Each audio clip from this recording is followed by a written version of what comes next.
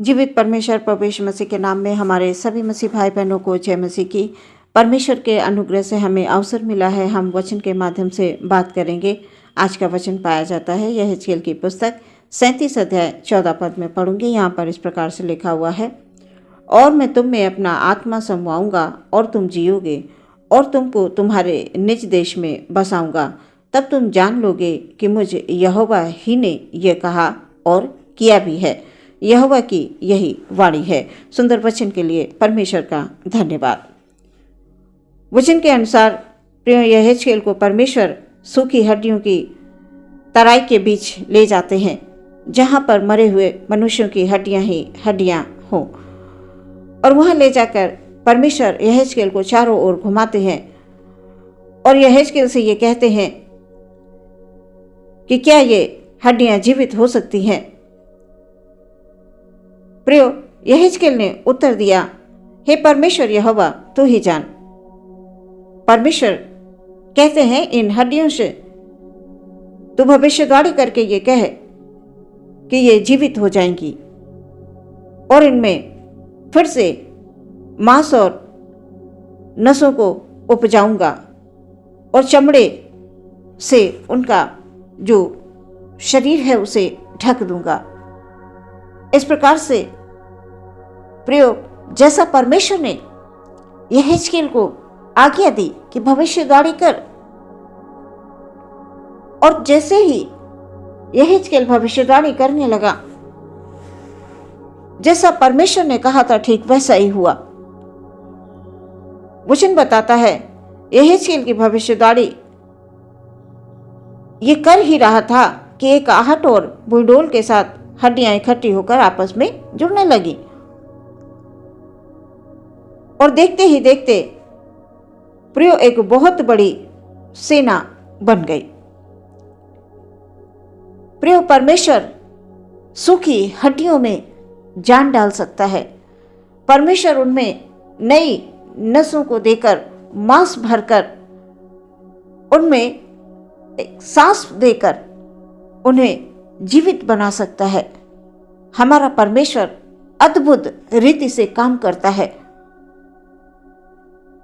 प्रियो, परमेश्वर यह चाहता है कि जो उसके लोग आज संसार में निराशा में हैं, जो आज भटके हुए हैं, जो अपने जीवन से निराश हो चुके हैं, उन्होंने आशा छोड़ दी, किसी भी प्रकार की आशा छोड़ दी है उन्होंने,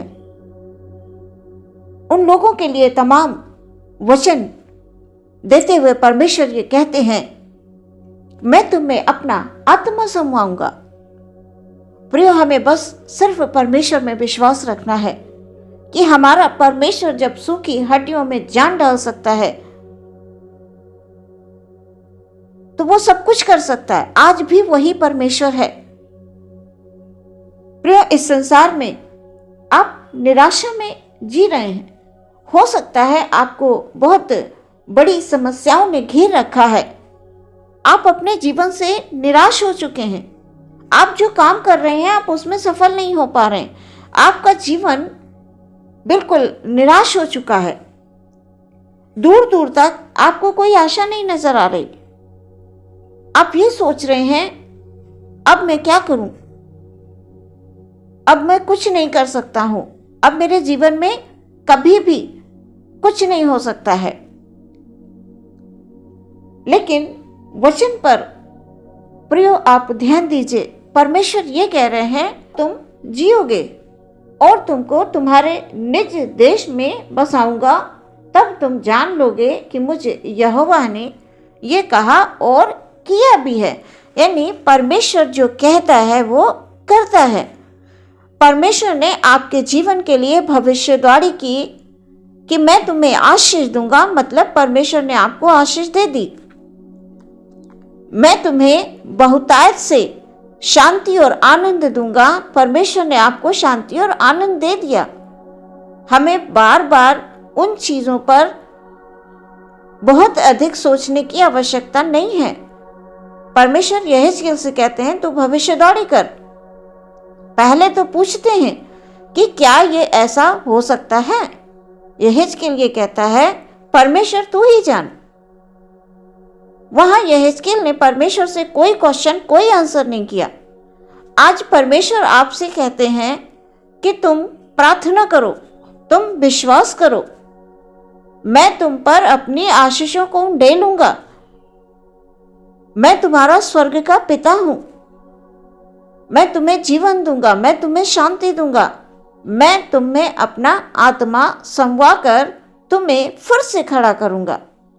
प्रियो, जब हम मनुष्यों के ऊपर परमेश्वर का आत्मा आता है, जब हमारे अंदर परमेश्वर का आत्मा होता है प्रियो, सच में हमारा जीवन बदल जाता है। हमें सिर्फ विश्वास करने की आवश्यकता है।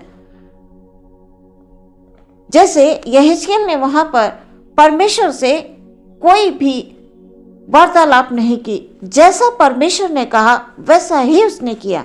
आज हम भी यदि परमेश्वर की आज्ञाओं का पालन करें, हम उनकी बातों को सुने, हम वचन को ग्रहण करें, सच में प्रियो, जो लोग निराशा में डूब चुके हैं, जिनके पास कोई आशा नहीं बची है, फिर से उनके जीवन में परमेश्वर की ज्योति चमकेगी।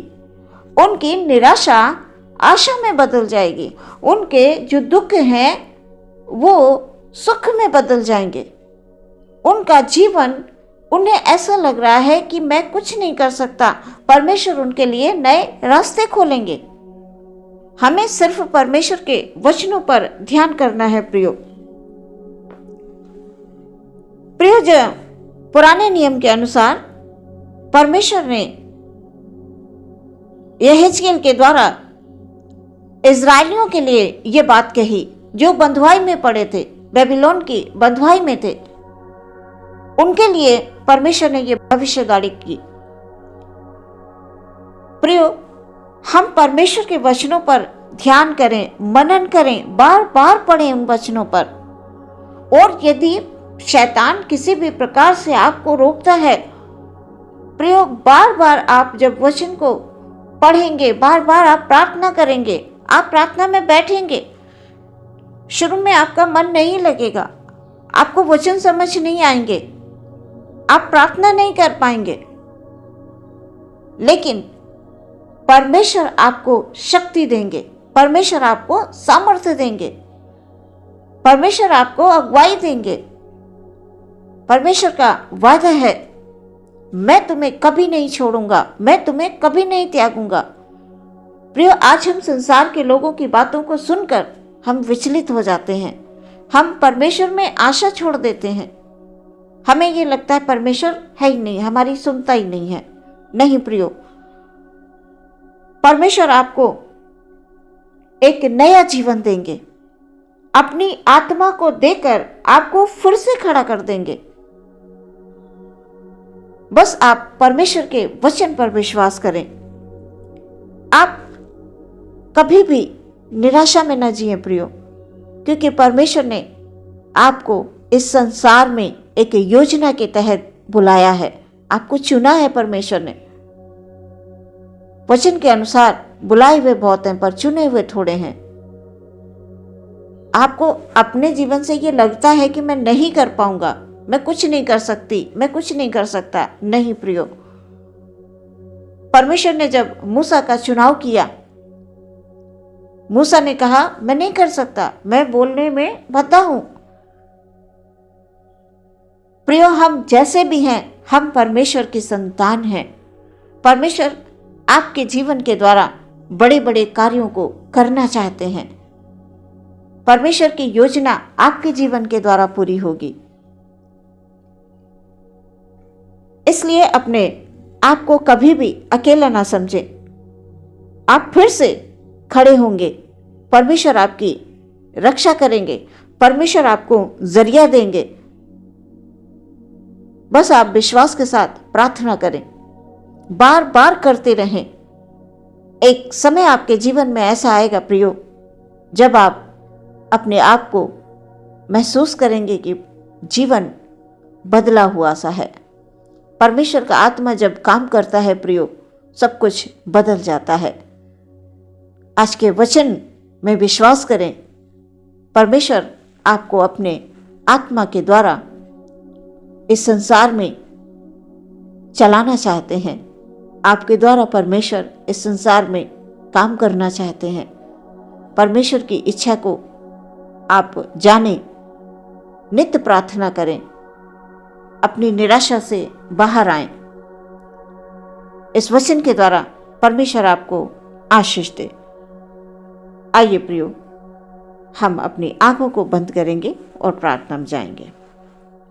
धन्यवाद धन्यवाद धन्यवाद धन्यवाद धन्यवाद पिता परमेश्वर। Hallelujah hallelujah hallelujah. हम अपने सभी भाई बहनों को आपके हाथों में समर्पित करते हैं पिता परमेश्वर। उनके लिए आशीष मांगते हैं पिता परमेश्वर। हालेलुया। उनके जीवन के लिए सुख मांगते हैं, उनके जीवन के लिए शांति मांगते हैं पिता। जो आज भटके हुए हैं खुदावन, जिन्होंने इस संसार में आशा ही छोड़ दी है पिता। हालेलुया।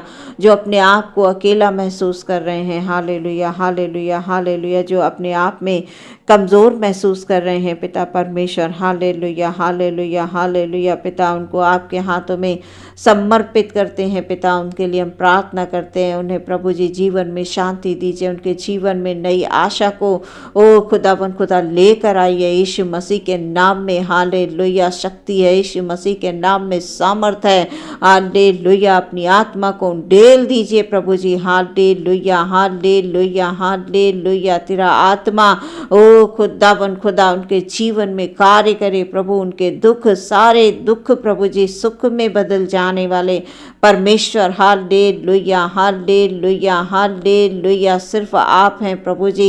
ओ खुदावन प्रार्थना करते हैं पिता, उन्हें जो भी खुदावन जिस बात की घटी है पिता परमेश्वर, जिसके कारण वो निराशा में चले गए हैं पिता। Hallelujah hallelujah hallelujah.